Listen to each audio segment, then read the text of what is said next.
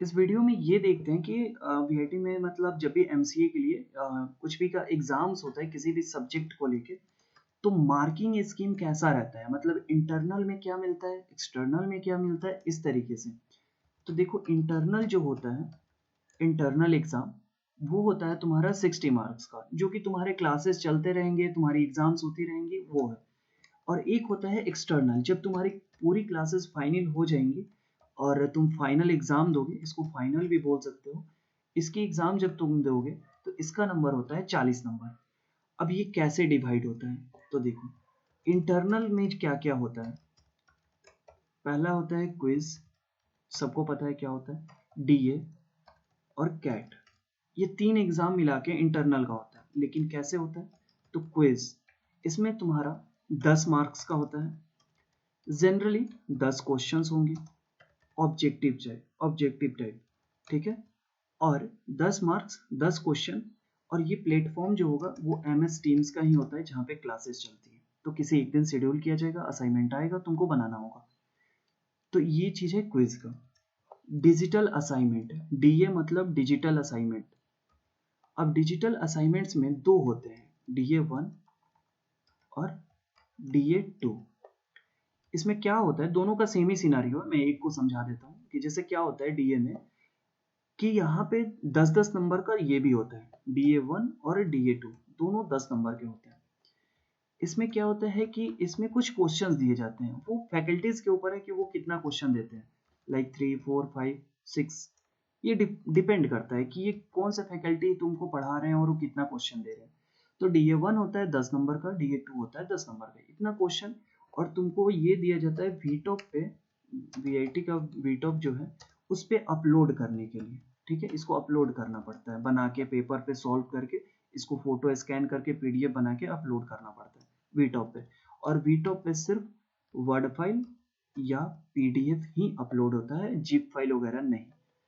ठीक है, तो 10 नंबर का डीए 1 डीए 2 होता है, जिसमें कुछ क्वेश्चंस मिलते हैं एक पार्टिकुलर ड्यूरेशन में। लाइक ड्यूरेशन क्या हो सकता है तुम्हारा, मतलब कि 5 दिन, 10 दिन, 15 दिन पहले तुम्हें बता दिया जाएगा कि क्या क्वेश्चंस है। वहां पे तुम जाओगे अपना डिजिटल असाइनमेंट वीटॉप के सेक्शन पे।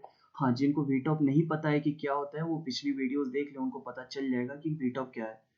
तो 5, 10, 15 नंबर की, सॉरी, 5, 10, 15 दिन पहले तुमको ये चीज क्वेश्चन दिया जाता है, वीटॉप पे जाके तुम डाउनलोड कर लो क्वेश्चन और बना के स्कैन करके सॉल्व करके उसको अपलोड कर दो। उसके अनुसार तुमको नंबर मिलते हैं। अब मान लो कि ड्यू डेट है तुम्हारा 5 अगस्त, ठीक है।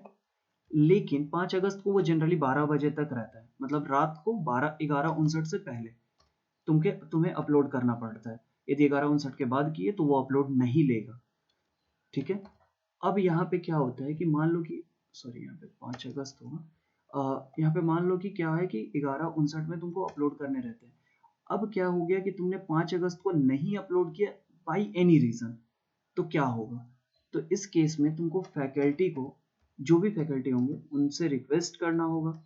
ठीक है, रिक्वेस्ट करके उन्हें तुम्हें मेल करना होगा अपना असाइनमेंट, वो बोलेंगे कि मेल पे भेज देने के लिए। लेकिन मान लो कि तुम्हारा 10 नंबर का डिजिटल असाइनमेंट है, जिनमें तुमने कुछ गलतियों की भी है और तुमको 9 नंबर आता है, 1 नंबर फैकल्टी काट लेते हैं। मतलब क्यों, क्योंकि तुम्हारे डीए में वो चीज सही नहीं है।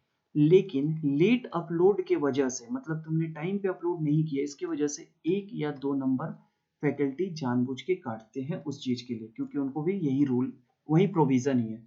तो अब 9 नंबर तो तुम्हारा जनरल आने वाला था यदि टाइम से पहले अपलोड करते तो, मतलब टाइम पे। लेकिन तुमने टाइम से अपलोड नहीं की, तो अब तुम्हें नंबर जो आएंगे वो 7 नंबर आएंगे। तो ये चीज का ध्यान रखना। अब बात करते हैं कैट के लिए। तो ये कैट के एग्जाम में दो एग्जाम होता है, कैट 1 और कैट 2। दोनों एग्जाम एक ही जैसा होता है। इसमें 3 क्वेश्चंस होते हैं, तीनों को बनाना मैंडेटरी है। प्लेटफॉर्म जो होता है वो कोड तंत्रा का होता है। अब कोड तंत्रा क्या है, तो कोड तंत्रा के लिए तुम यूट्यूब पे वीडियोस देख लो, तुम्हें पता चल जाएंगे। और इसके लिए टेंशन लेने की बात नहीं है, क्योंकि डेमो जो भी है इसका, वो तुम्हें एग्जाम से पहले दिया जाएगा। 1-2 डेमो, मतलब एग्जाम शेड्यूल करके तुम्हें मॉक टेस्ट देने होंगे। उसमें कुछ नहीं होता है, सिर्फ तुम्हें प्लेटफॉर्म से एक अवेयरनेस कराया जाता है। तो मॉक टेस्ट वहां पे की जाती है। तो इसीलिए इसके लिए उतना टेंशन लेने की बात नहीं है।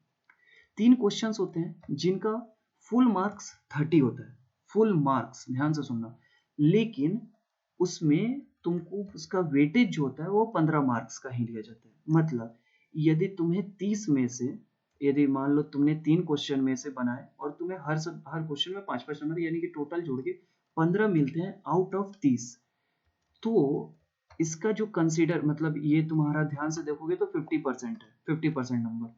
लेकिन अब ये 50% नंबर तुमको 15 में से मिलेंगे क्योंकि 15 ही वेटेज है। तो अब तुम्हारा जो वेटेज मार्क्स बनता है वो 7.5 मार्क्स बनता है। मतलब 10 नंबर तुमको क्विज में मिला यहाँ पे, और डीए में 10-10 नंबर का हो गया। फिर कैट 1 और कैट 2 दोनों मिला के 30 नंबर का हुआ। क्यों? क्योंकि 15 कैट 1 का और 15 कैट 2 का। ठीक है, तो वे वेटेज वाला फंडा समझ जाना कि यदि 30 में से तुमको 15 आते हैं तो 50% बना। तो अब जितना भी परसेंट बन रहा है, मतलब ये मैंने एक एग्जांपल लिया है 15, जितना भी परसेंट बन रहा है उतना परसेंट तुम इस 15 का निकालो, उतना नंबर तुमको मिलेगा। ठीक है, उतना ही कैलकुलेट होगा। तो ऐसे ही कैट का चलता है। अब यहाँ पर तुम्हारा फाइनल हो गया कैट का, मतलब इंटरनल्स डिटेल, कि इंटरनल जो भी एग्जाम्स होते हैं। अब बात करते हैं एक्सटर्नल की। ठीक है, तो एक्सटर्नल में क्या होता है? एक्सटर्नल का भी प्लेटफॉर्म जो होता है वो कोड तंत्रा ही होता है। और यहाँ पे कोड तंत्रा पे तुम्हें सॉल्व, मतलब जो भी क्वेश्चंस दिए जाते हैं वो नंबर ऑफ क्वेश्चंस होते हैं 6 बनाने होते हैं, 6 बनाने होते हैं, लेकिन 7 दिए जाते हैं। तो एक ऑप्शनल क्वेश्चन होता है, तुम छोड़ सकते हो। जो टोटल नंबर होता है वो 16 मार्क्स होता है। तो यहाँ पे 3 बार कन्वर्जन होता है नंबर्स का। कैसे? नहीं, मतलब 2 बार कन्वर्जन होता है। मैं बता देता हूँ कैसे। सबसे पहले मैंने कैट का ड्यूरेशन नहीं बताया था, ये मैं बता देता हूँ। ये 1 आवर का होता है एग्जाम।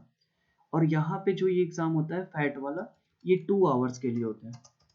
ठीक है, जिसमें तुमको बना के मोबाइल से स्कैन करके अपलोड करना रहता है, पीडीएफ नहीं बनाना होता है। वहाँ खुद ही कैमरा का ऑप्शन होता है, उस पर क्लिक करोगे तो तुम्हारा जो भी क्वेश्चन होगा, उसका आंसर होगा, उसका फोटो खींचो, वो खुद ही पीडीएफ बना के अपलोड कर देगा। तो ये 2 आवर्स के लिए होते हैं, 2 आवर्स के लिए। ठीक है, अब इसमें क्या भी, मतलब क्या मैंने बोला, 3 कन्वर्जन्स होते हैं। देखो, सबसे पहले 60 में से तुमको नंबर दिया जाता है। लाइक तुमने 5 क्वेश्चंस बनाए सही, 10-10 नंबर का हर एक क्वेश्चन होता है। तो मान लो कि तुम्हें 45 मार्क्स आ गए, मतलब आउट ऑफ 60, क्योंकि 6 क्वेश्चन है। तो अब तुम्हें लगेगा कि ये फुल मार्क्स है 60 नंबर और इसका वेटेज 40 नंबर। लेकिन यहाँ पे एक चीज थोड़ा सा और ज्यादा उल्टा होता है, वो ये कि 45 नंबर आते हैं 60 में, यानी कि टोटल जो परसेंटेज बन रहा है वो बन रहा है तुम्हारा 75%। जोड़ के देख लो, और 75% बनेगा। अब ये 75%, यानी कि अब जो तुम्हें वीटो पे नंबर्स होगा, मतलब कोड तंत्रा पे तुम आओगे तो तुम्हें ये नंबर देखने को मिलेगा कि 45/60। लेकिन वीटो पे जाओगे तो तुम्हें 100 में से कैलकुलेट करके दिखाया जाता है। तो 100 में से, यानी कि 75/100 ये नंबर शो करेगा। लेकिन जो वेटेज मार्क्स होता है, जो कि वो भी वेटेज भी वीटो पे शो करता है, तो वो तुम्हें शो करेगा 40 में से, आउट ऑफ 40। ध्यान से सुनना, 2 बार कन्वर्जन होता है। पहला 60 में तो तुम्हें नंबर मिल गया, 60 से आएगा तुम्हारा 100 में से कितना बना, और उसके बाद 100 में से 40 में से कितना बन रहा है, तब जाके वेटेज निकलता है। अब 75 नंबर्स आते हैं 100 में से, तो 40 में से कितने नंबर है, तो ये तो तुम भी सॉल्व कर लोगे, लेकिन 75 इंटू 40 करके डिवाइडेड बाई 100 मार दोगे तो भी आ जाएगा। तो आई थिंक इसका होना चाहिए 30 नंबर 75 का। तो ये तुम्हारा वेटेज नंबर हो गया। अब मान लो कि मैं एक सिनारियो देता हूँ कि लाइक एक सब्जेक्ट है जिसमें सिर्फ थ्योरी है, स्टोरेज एक सब्जेक्ट हो गया, जिसके क्विज में तुमको आता है 6 नंबर। डिजिटल असाइनमेंट एक में आता है 8 नंबर और एक में आता है तुम्हें 9 नंबर। मैं एक एग्जांपल ले रहा हूँ। कैट 1 में एक में आता है 12 नंबर, एक में आता है 13 नंबर। फैट में तुम्हारा यहाँ आ रहा है 30 नंबर। ठीक है, ये टोटल हुए आई थिंक 78 नंबर, देख लेना एक बार। हाँ, 78 नंबर। अब यहाँ पे देखो 78 नंबर तुम्हारे हैं, तो ये हुआ 100, मतलब 78 डिवाइडेड बाई 100, मतलब 100 में से तुम्हें इतने नंबर्स आ रहे हैं। अब एक डाउट ये भी आएगा कि भैया कैसे पता चलेगा कि मतलब टोटल नंबर ऑफ सब्जेक्ट्स, तो टोटल नंबर ऑफ सब्जेक्ट्स जो होंगे वो फर्स्ट सेमेस्टर में तुम्हें खुद ही एलोकेट किया जाता है, वो मैंने सेमेस्टर या फिर किसी एक सिलेबस वाले डिटेल्स में बताया भी हुआ है कि कैसे होता है। तो ये मार्किंग स्कीम है, ध्यान देना। ये जो भी अभी मैंने पैटर्न बताया है मैंने थ्योरी के लिए बताया। अब मान लो किसी सब्जेक्ट में तुम्हें मिल गया प्रोजेक्ट, तो प्रोजेक्ट के लिए क्या होता है, प्रोजेक्ट के लिए 3 रिव्यू होते हैं, R1, R2, R3। मतलब रिव्यू 1, रिव्यू 2, रिव्यू 3। रिव्यू 1 का क्या है कि ये होता है तुम्हारा 20 नंबर का। रिव्यू 2, इसमें कोई एग्जाम नहीं होते हैं, 30 नंबर का। फाइनल रिव्यू जो होंगे वो होगा तुम्हारा 50 नंबर का। अब देखो इसमें क्या है कि ये तीनों रिव्यू फैकल्टीज ही लेते हैं, कोई एक्सटर्नल लगा नहीं लेगा। मतलब तुम्हारे जो कोर्स के फैकल्टी है, लाइक कोई टीचर हैं ABCD जो तुमको पढ़ा रहे हैं डेटा माइनिंग, वही टीचर तुम्हारे रिव्यू 1, 2, 3 कंडक्ट करेंगे। तुम्हारे टीम में यदि 2-3 मेंबर है तो सबको बराबर नंबर आता है, तो टीम पे ध्यान देना कि टीम अच्छे से परफॉर्म करे, क्योंकि सबको नंबर बराबर ही आते हैं। ये नहीं कि तुम टीम में अकेले हो और अच्छे बहुत अच्छे कर दिए तो तुमको अच्छा नंबर आएगा, नहीं, सबको बराबर नंबर आता है। तो रिव्यू 1 कंडक्ट किया जाएगा सबसे पहले, जिसमें तुमको इंट्रोडक्शन वगैरह बताना पड़ता है। रिव्यू 2 में तुमको लगभग 70% कंप्लीट वर्क दिखाना पड़ता है। रिव्यू 3 में जो होता है प्रोजेक्ट का 100% कंप्लीट वर्क दिखाना पड़ता है। ठीक है, इसमें तुम्हारा 70% मान लो, इसमें मान लो तुम्हारा 20%, मतलब इंट्रोडक्शन और एब्स्ट्रैक्ट वगैरह दिखाना पड़ेगा। तो ये चीज, सॉरी ये 1000 हो गया। हाँ, ये चीज हो गया रिव्यू के मार्क्स के लिए। और इसमें ये तुम्हारा इसका फैट से कोई लेना देना नहीं है, टीचर्स के ऊपर है वो कब कंडक्ट कर ले। और इसमें फाइनल डॉक्यूमेंट सबमिट करना पड़ता है। तो ये फाइनल डॉक्यूमेंट तुम्हें वीटॉप पे अपलोड करना होगा। फाइनल डॉक्यूमेंट कैसे बनता है, क्या होता है, वो फैकल्टीज तुम्हें गाइड कर देंगे। नहीं होगा तो बोलोगे तो बना देंगे इस पे एक अलग से, बट हाँ फाइनल डॉक्यूमेंट बनाना पड़ता है। ये प्रोजेक्ट का सिनारियो हो गया। अब किसी किसी पेपर में लैब का भी होता है एग्जाम, मतलब जैसे कि डेटा स्ट्रक्चर हो गया, डेटा बेस हो गया, इन सब में लैब भी रहता है। तो लैब के लिए मार्किंग स्कीम क्या होता है, तो फॉर एग्जांपल जैसे लैब के लिए, तो मान लो कि मैं एक लैब का एग्जांपल लेता हूँ, डेटा स्ट्रक्चर। ठीक है, तो इसके लिए क्या हुआ था, हम लोग में एक प्लेटफॉर्म है जिसका नाम है मतलब वीआईटी का खुद ही बनाया गया प्लेटफॉर्म, वीआईटी का खुद ही बनाया गया वो प्लेटफॉर्म है, वीआईटी भी प्रोपेल। इसको जो भी ना मतलब प्लेटफॉर्म है वीआईटी भी प्रोपेल। ठीक है, तो इसमें क्या होता है, ये एक तरीके से जैसे तुम ऑनलाइन कंपाइलर यूज करते हो ना, वो वैसे ही प्लेटफॉर्म को बनाया गया है। यहाँ पे फैकल्टी तुम्हें क्या करेंगे कि क्वेश्चन शेड्यूल कर देंगे और तुम्हें उनको विद इन द टाइम बनाना पड़ता है, जिसके लिए फैकल्टी अच्छा खासा टाइम देते हैं। तो वी प्रोपेल के मैं दिखा ही देता हूँ कि कैसा होता है। वैसे तो अभी मेरे में शो नहीं करेगा, बट मैं एक बार शो कर देता हूँ, क्योंकि अभी इस सेमेस्टर में मेरे कुछ भी नहीं है मतलब प्रोग्रामिंग से रिलेटेड, तो इसीलिए उतना तो मतलब अभी नहीं शो करेगा। देखो वी प्रोपेल के स्टूडेंट अकाउंट है, तो यहाँ पे जाओगे, अपना यूजर लॉगिन आईडी पासवर्ड दोगे, इसके लिए भी तुम्हें सेट करना पड़ता है अपना लॉगिन आईडी पासवर्ड। अब यहाँ पे तुम्हें अटेंड ए टेस्ट, प्रोग्रामिंग टेस्ट पे जाना पड़ता है। प्रोग्रामिंग टेस्ट पे आके यहाँ पे अपना सब्जेक्ट चूज करना पड़ता है। वैसे मैंने सारी सब्जेक्ट की मैंने सब बना चुका हूँ, इसीलिए यहाँ पे कुछ भी नहीं शो कर रहा है, बट मैं तुम्हें दिखा देता हूँ कि कैसे हुआ था, मतलब ये सब चीज़ लाइक कितने कितने देखो यहाँ पे, यदि मैं चूज कर लूँ, ये जावा का है मेरा, सॉरी जावा में शेड्यूल नहीं हुआ था, पाइथन का शेड्यूल हुआ था। देखो इतने सारे शेड्यूल्स हुए थे, ब्रांचिंग कंस्ट्रक्ट, लूपिंग कंस्ट्रक्ट, इन सब टॉपिक पे मैम ने एक दिया हुआ था कि मतलब तुम्हें बनाना है। लाइक पहला जो हम मैंने बताया था कि DA1, तो DA1 के लिए उन्होंने क्या किया कि 3-4 क्वेश्चंस दे दिए, 5 क्वेश्चन दे दिए, यहाँ पे बनाओ, सॉल्व करो, आउटपुट मैच कर जाएगा यदि तुम्हारा, तो उस पे नंबर वो देंगे। फिर तुम्हारा DA2 हो गया इसी पे, कैट 1 का एग्जाम हो गया, कैट 2 का एग्जाम यहीं पे हुआ, और DA2 भी यहीं पे शेड्यूल हुआ था। क्विज इसके लिए मैम ने अलग से कंडक्ट किया था, जैसे मैंने क्विज का सिनारियो समझाया था थ्योरी के लिए। DA1 DA2 में कुछ क्वेश्चंस दे दिए गए वी प्रोफाइल पे बनाने के लिए, या फिर DA1 DA2 के लिए कुछ क्वेश्चंस दे दिए गए, मतलब DA1 या DA2 के लिए कुछ क्वेश्चंस दे दिए गए तुम्हारे MS टीम पे ही, और तुमको वहां पे सॉल्व करना रहता है। तो वो तुम सबमिट कर सकते हो तुम्हारा जब भी टाइम, मतलब जो सिनारियो ऊपर है बस इसमें प्रोग्राम्स होंगे, तो ऐसे होता है। लेकिन फैट का एग्जाम सेम होता है, फैट का एग्जाम तुम्हें भी प्रोफाइल पे जाना पड़ेगा, DBMS के लिए नहीं, डेटा स्ट्रक्चर के लिए भी प्रोफाइल पे जाना होगा। वहां पे एक क्वेश्चन तुम्हें मिलेगा और उसको विद इन 1 घंटा या 1.5 घंटे का टाइम दिया जाता है, 1 घंटा 45 मिनट का आई थिंक, और बना के सबमिट करना रहता है। कैट 1 कैट 2 के लिए भी जो वी प्रोफाइल पे होंगे मैं उनका बात कर रहा हूँ। कैट 1 और कैट 2 के लिए भी वी प्रोफाइल पे ही जाके एक क्वेश्चन दिया जाता है और 1 आवर का आई थिंक टाइम दिया जाता है, 1 आवर या 45 मिनट का, ठीक है, और वो जाके सबमिट करना पड़ता है। ये थोड़ा सा पेचीदा इसलिए है क्योंकि हर फैकल्टीज का अपना अपना सिनारियो है लेने का, लेकिन मैं बेसिक्स बता देता हूँ जिनसे मैं गुजरा हूँ। तो ये कैट 1 और कैट 2 का हो गया। अब मान लो DA 1 DA का मैंने बता दिया, लेकिन वो क्विज होता ही है। अब कोई भी फैकल्टीज इसी में क्या करते हैं, जैसे कि थ्योरी के लिए मैं बता रहा था जब, तो देखो इसमें कभी कभी क्या होता है कि क्विज मैंने एक बताया था, लेकिन कोई फैकल्टी क्या करते हैं 2 क्विज ले लेंगे और DA सिर्फ एक ही लेंगे। तो बात एक ही है, एक चीज याद रखना कि कैट 1 कैट 2 और फैट जो है वो फिक्स्ड है, वो नहीं चेंज होने वाला। बट ये क्विज जैसे कि है, तो ये तुम्हारा 2 हो सकता है, 1 हो गया, लेकिन 3 नहीं होगा, ये याद रखना, ये दोनों होना मैंडेटरी है। तो या तो क्विज 2 हो गया या DA 2 हो गया, बस यही दोनों केस में कोई होगा। लैब में भी वही चीज है, क्विज 1 होगा, DA होगा, और कोई कोई फैकल्टी क्या करते हैं नॉर्मल जनरल जो मैंने डिजिटल असाइनमेंट का फॉर्मेट बताया वो वैसे ही लेते हैं। अब देखो यहाँ पे भी एक ट्विस्ट होता है कि मार्क्स ग्रेड कैसे जनरेट होता है, क्योंकि यदि एक सब्जेक्ट में मैं तुम्हें दिखाता हूँ डायरेक्ट, वेट, ग्रेड्स जो जनरेट होते हैं VIT के, वो कैसे जनरेट होते हैं, क्योंकि वो थोड़ा सा डिफरेंट हो जाता है। एक सब्जेक्ट में जैसे कि थ्योरी लैब प्रोजेक्ट जैसे सब आ गया, तो फिर जो 100 नंबर का ही सब्जेक्ट होता है, भले 100 नंबर सबके लिए मिलेगा। अभी तुम्हें समझ नहीं आ रहा होगा कि मैं क्या बोल रहा हूँ। देखो यहाँ पे मेरा जो ग्रेड जनरेट हुआ था वो मैं तुम्हें विंटर सेमेस्टर के लिए दिखाता हूँ, ज़्यादा क्लैरिटी मिलेगा। यहाँ पे तुम देखो कि यहाँ पे जो सब्जेक्ट है IWP, इसमें क्या था, रुको, हाँ अब देखो, ये टोटल 100 में से 87 नंबर मेरे आए हुए हैं।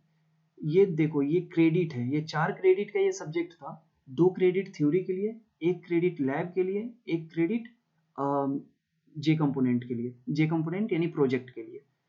अब क्या हुआ था देखो, मेरा मार्क्स जो आया था डिजिटल असाइनमेंट 1 में 10 10 9 13 13 32 नंबर आए थे, ठीक है, मतलब टोटल 87 नंबर आए थे थ्योरी में। लैब की यदि मैं बात करूं तो 89.4 नंबर आए थे, और यदि प्रोजेक्ट की मैं बात करूं तो 81 मार्क्स आए थे, ठीक है। अब क्या हुआ, कैलकुलेट करने का मैं तरीका बताता हूँ। देखो ये 4 जो क्रेडिट है ना, इसका मतलब 100% नंबर। अब इनको 2 1 1 में डिवाइड करो, ठीक है, तो बनता क्या है, मतलब यदि इनको इस इस टू में तोड़ा जाए, 2:1:1, तो ये कैसे बनेगा, 50:25:25, तभी जोड़ के 100 होंगे, यानी कि जैसे इसका जोड़ के 4 हो रहा है। तो अब देखो, ये 50% नंबर उठाता है थ्योरी से, और 20% 25% लैब से, 25% जे कंपोनेंट से। ध्यान से समझना मैं जो बता रहा हूँ। तो अब मेरा 87 नंबर था थ्योरी में, तो थ्योरी का यदि मैं 50% करूँ तो उसका होगा आई थिंक 43.5 नंबर, ठीक है। ये किसका हो गया, मेरा थ्योरी का। और इसमें मैंने क्या किया था, 87 डिवाइडेड बाई 87 इंटू 50%, ये मैंने किया था। अब आते हैं लैब पे, तो लैब का मेरा जो नंबर था वो 89.4 मार्क्स थे। तो 89.4 जो मेरा मार्क्स था, इसका हम लोग निकालेंगे 25%, यानी कि लगभग लगभग ये 90 नंबर है, तो 90 का आधा 45 और 22.5 नंबर, यानी 22.5 मार्क्स हम मान लेते हैं लैब के लिए। अब देखो, अब फिर मेरा, अब चलो प्रोजेक्ट में कितना नंबर आया था, तो 81 मार्क्स आए थे। 81 मार्क्स के 25% यदि हम कैलकुलेट करें तो 81 का आई थिंक 20 नंबर होगा, ठीक है। अब इन तीनों के जी ऐड करते हैं तो 40 40 80 और 86 87 नंबर, ध्यान से देखो 87 नंबर पूरा हो गया। तो इस हिसाब से मेरा मार्क्स जो जनरेट हुआ फाइनल, मैं इसको मिनिमाइज कर देता हूँ। देखो इंटरनेट एंड वेब प्रोग्रामिंग का मैं बता रहा था, ये 4 नंबर, देखो इसमें 87 नंबर आए हुए हैं। और ये एक ग्रेड किस बेसिस पे आता है, यहाँ रिलेटिव ग्रेडिंग चलता है, एग्रीगेट ग्रेडिंग और रिलेटिव ग्रेडिंग। तो एग्रीगेट ग्रेडिंग जो होता है वो सिर्फ 1-2 सब्जेक्ट्स में होते हैं, मैं उन सब्जेक्ट्स का नाम बता देता हूँ, लेकिन रिलेटिव ग्रेडिंग बाकी सब में होगा, मतलब क्लास के कंपेयर में तुम्हारा क्या नंबर आता है। तो जैसे कि मैं इस पे दिखा रहा था, इस IWP का एग्जांपल लेके, तो यदि 50 से कम हो तो फेल, 50 और 74 के बीच में हो तो ई ग्रेड, ई ग्रेड के लिए ये, डी ग्रेड के लिए ये कंडीशन, सी के लिए, बी के लिए, ए के लिए एस ग्रेड, एस ग्रेड यानी सबसे टॉप पे। स्टैंडर्ड एविएशन मीन कितना है क्लास का, ग्रेडिंग स्ट्रेंथ क्या है, मतलब 65 स्टूडेंट है, क्लास का स्ट्रेंथ भी 65 है, पूरा प्रेजेंट है, कोई छोड़ा नहीं है, बच्चा ड्रॉप नहीं किया इस कोर्स को। तो इस तरीके से ये डिसाइड करके यहाँ पे मेरे को जो नंबर मिला है वो 87 नंबर मिले। तो ये चीज़ यदि, और यहाँ पे एक चीज़ ध्यान देना कि ये 100 में से 87 आया हुआ है, ये भी 100 में से 87 आया हुआ है। अब देखो यहाँ पे मैं लैब के लिए बता रहा था ना कि हर फैकल्टी का अपना होता है, तो इसमें क्या हुआ था मेरे टाइम में, असेसमेंट 1 2 3 4 5 के लिए मार्क्स दिए गए थे, 1 2 3 के लिए 10 मार्क्स, 4 5 के लिए 20 और 10, और फाइनल के लिए 40 मार्क्स। ये मेरा वेटेज मार्क्स था, ये मेरा मैक्सिमम मार्क्स था, और स्कोर्ड मार्क्स और वेटेज मार्क्स। तो ध्यान से देखना, मैं हमेशा वेटेज मार्क्स की ही बात करता हूँ, स्कोर्ड मार्क्स मत देखना क्योंकि वो तुम्हारा 50 में से शो करेगा, जबकि वेटेज 40 ही रहेगा। सब में वैसा ही है, वेटेज, मैक्सिमम, वेटेज, स्कोर्ड, ये चीज़ ध्यान से। तो ये सिनारियो है।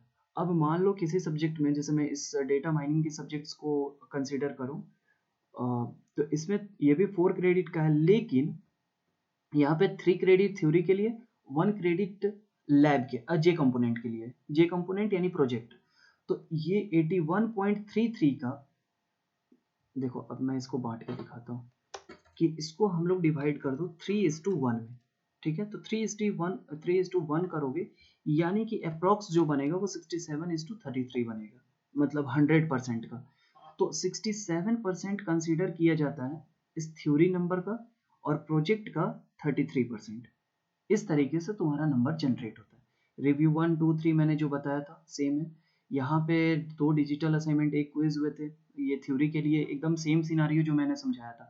यहाँ पे मैंने बताया था कि यदि कोड तंत्रा पे देखोगे तो 60 दिखाएगा, लेकिन वीटॉप पे देखोगे तो सिर्फ 40 में से 100 दिखाएगा, और वेटेज दिखाता है 40 में से 27.33 और 100 में से 68.33। ये वीडियो ज़्यादा लंबा इसीलिए गया क्योंकि मार्किंग स्कीम अच्छे से समझ लो, और इसके बेसिस पे ये जितने भी मेरे सब्जेक्ट्स बने हैं, मतलब 7 सब्जेक्ट, इनका CGPA मेरा ये आया हुआ है, GPA। दैट्स ऑल, इसमें इतना ही थ्योरी और बस मार्क्स वगैरह समझाना था बस।